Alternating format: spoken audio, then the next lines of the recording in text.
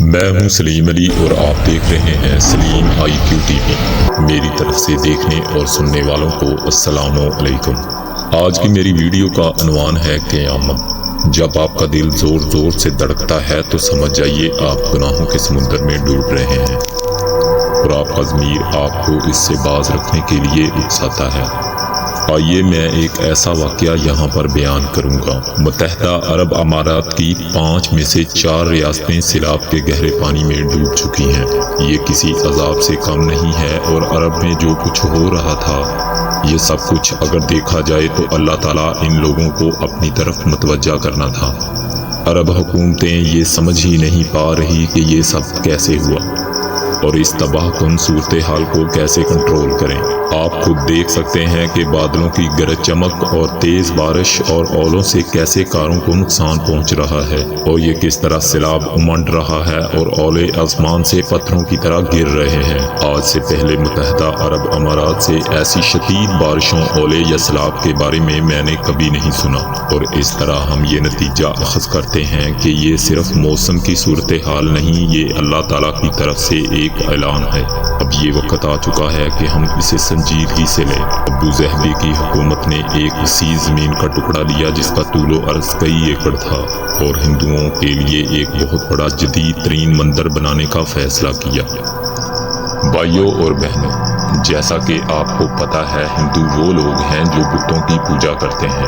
یہاں پر میں ایک بات واضح کر دینا چاہتا ہوں، شرک وہ جگہ ہے جہاں پر اسلام ایک سخت لکیر کھینچتا ہے۔ ہم میں سے کوئی بھی اس لائن سے آگے نہیں بڑھ سکتا۔ حضور اکرم صلی اللہ علیہ وآلہ وسلم نے فرمایا، قیامت اس وقت تک نہیں آئے گی جب تک عرب کے بعض قبائل اور گروہ کفار کے ساتھ بت پرست نہ ہو جائیں۔ قیامت کی پیشن گوئیوں میں سے جو ہماری آنکھوں کے سامنے ہو گزری ہیں، یہاں پر یہ پیشن گوئی بھی اختتام پذیر ہوتی ہے۔ عرب کی زمین صحابہ کرام، رسولوں، شہداء کی ہے۔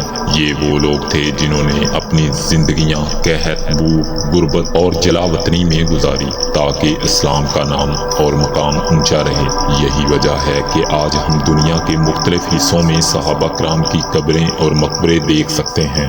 وہ اسلام کی تبلیغ کے لیے کم وسائل کے ساتھ پیدل یا اونٹوں پر سفر کرتے تھے تاکہ شرک کو ختم کر کے اسلام کا نام اونچا رہے۔ جب ہم حکومتوں کو بت پرستوں کے ساتھ دیکھتے ہیں تو ہمیں نمرود کی آگ یاد آتی ہے۔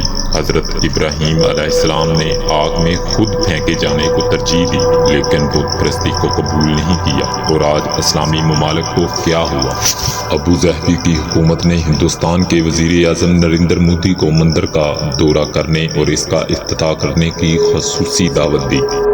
نبی اکرم صلی اللہ علیہ وآلہ وسلم کی چند احادیث بیان کروں گا کہ یہ کتنا بڑا شرک ہے اور یہ عمل قیامت کے کتنا قریب ہے، ملاحظہ ہو۔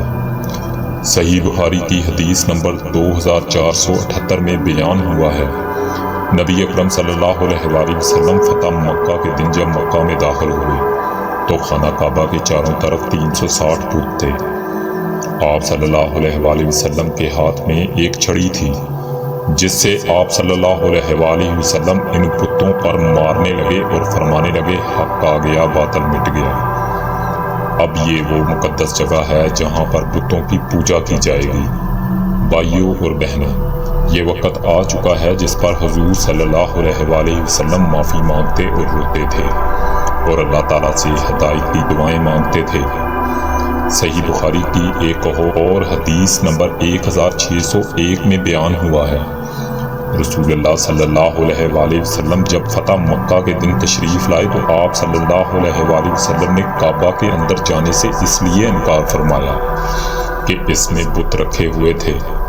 پھر آپ صلی اللہ علیہ وآلہ وسلم نے حکم دیا، وہ نکالے گئے۔ لوگوں نے حضرت ابراہیم علیہ السلام اور حضرت اسماعیل علیہ السلام کے بت بھی نکالے۔ ان کے ہاتھوں میں فال نکالنے کے تیر رکھے تھے۔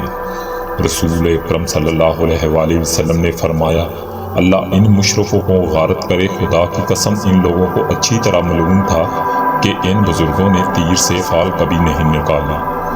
اس کے بعد آپ صلی اللہ علیہ وآلہ وسلم کعبہ کے اندر تشریف لے گئے اور چاروں طرف تکبیر کہی۔ آپ صلی اللہ علیہ وآلہ وسلم نے اندر نماز نہیں پڑھی۔ آج یہاں پر یہ سوال پیدا ہوتا ہے کہ اسلام میں جب یہ تمام چیزیں حرام فرمائی ہیں۔ ابو ظہبی کے لوگوں نے ہندوؤں کو ٹیمپل تعمیر کرنے کی اجازت کیوں دی؟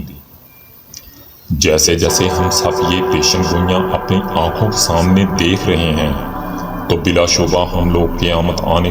اب میں آخری حدیث کے ساتھ اپنی ویڈیو کا اختتام کروں گا اور یہ ثابت کروں گا کہ جب قیامت قریب ہوگی تو جہالت کس طرح پھیلے گی۔ صحیح مسلم کی حدیث نمبر 7299 میں ارشاد ہوتا ہے، حضرت عائشہ رضی اللہ تعالی عنہ سے روایت ہے، انہوں نے کہا کہ میں نے رسول اللہ صلی اللہ علیہ وآلہ وسلم کو فرماتے ہوئے سنا، دن اور رات کا سلسلہ اس وقت تک ختم نہیں ہوگا جب تک لات اور عزا کی عبادت دوبارہ نہ ہونے لگے۔ میں نے کہا، اللہ کے رسول صلی اللہ علیہ وآلہ وسلم، جب اللہ تعالیٰ نے آیت نازل کی، وہ ذات جس نے اپنے رسول صلی اللہ علیہ وآلہ وسلم کو ہدایت اور دین حق کے ساتھ بھیجا تاکہ اسے ہر دین پر غالب کر دے چاہے یہ مشرقین کو ناگوار گزرے، تو سمجھتی تھی یہ کام مکمل ہو گیا اور عرب میں کبھی دوبارہ بت پرستی نہیں ہوگی۔